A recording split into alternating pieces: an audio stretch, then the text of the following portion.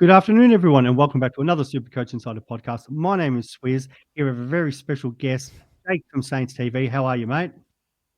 I'm good, mate. Thanks for having me.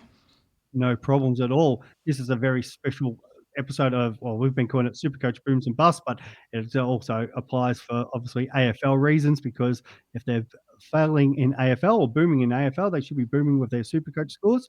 But before we jump into that, as always, check us out on all our social media platforms, in particular YouTube, Spotify. Get in contact with us via X, Supercoach Insider 100 or Swizz26. Jake, where can the good folk find you out there, mate? On YouTube at Saints TV Pod, Instagram at Saints TV Pod, and Facebook at Saints TV.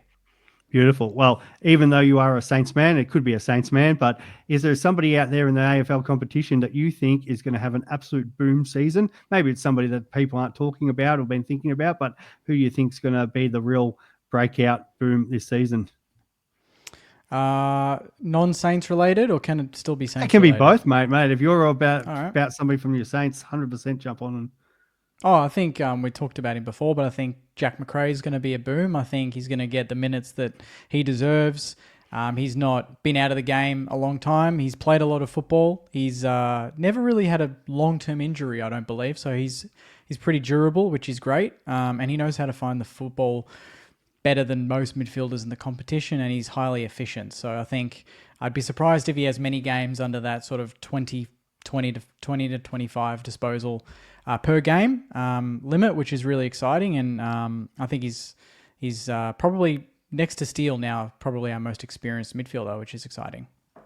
No, I like that, mate. And from a Supercoach perspective, a lot of people are jumping on him at that 390 price tag for as a forward, but I think it's a great get from St Kilda.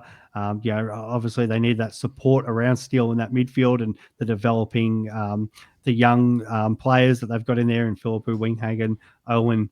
There's a few others I know we've talked about on the St Kilda podcast. If you haven't checked that out indeed. But it will definitely support them to help them, not just for the now, but obviously for the future.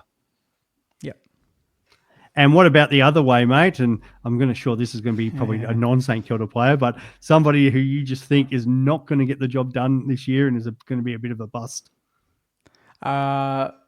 It's another ex-Western Bulldog player. I'm just going to do this because I hate Geelong, and this might be a bit of this can be used as clickbait for you, mate. But Bailey Smith, he's going to stuff it up this season. He's not going to go. Everyone thinks that just because he had a good season before his issues that he's going to come in and do a good job. I don't think it's a foregone conclusion.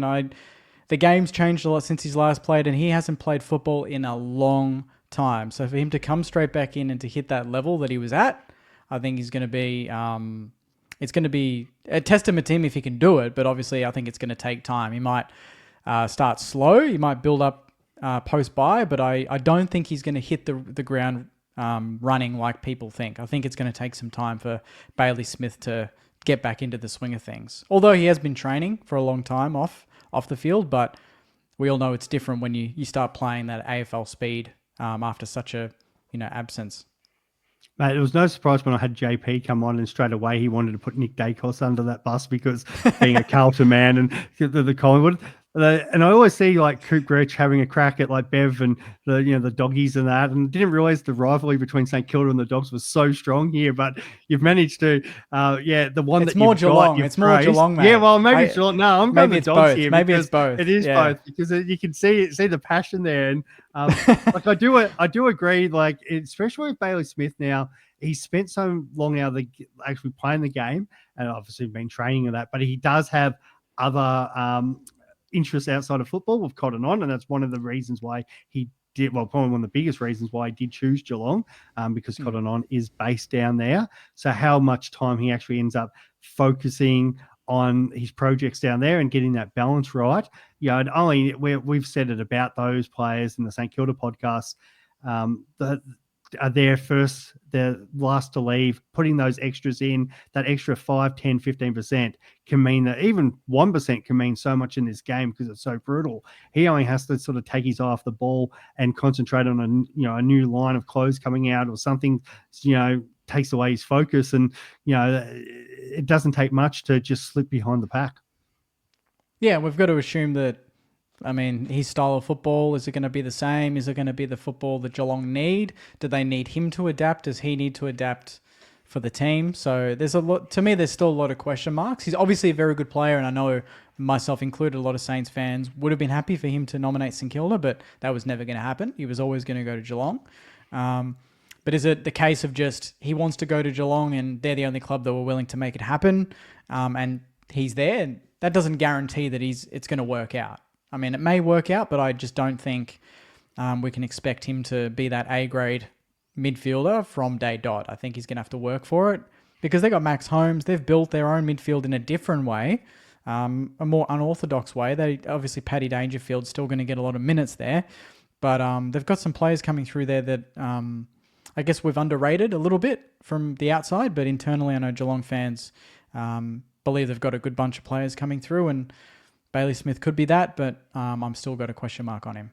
I think it's a fair assessment. I don't think I'm being too harsh. No, I love it, mate. I could be. I can be more harsh if you want. Because really, round two, like if Bailey Smith comes out and kicks 4 goals against you and that, it's like, oh, geez. Oh, yeah, we're playing him early. I've really stood there. That's it. But then the other part, the Hoops crew are coming for me. If he sits there and only has 10 touches on that, mate, you look like a genius. And those Geelong supporters, they might run out of the ground. Mate, Windhager's going to have him in a vice. Watch this. Mark my words, he's going to get 10 on him. I love that. Yeah. Well, that'll do for our Booms and Bust episode today featuring Jake from Saints TV. Thank you very much for joining us. That was awesome. Thanks, mate. Thanks for having me. And we'll talk soon. Thanks, guys.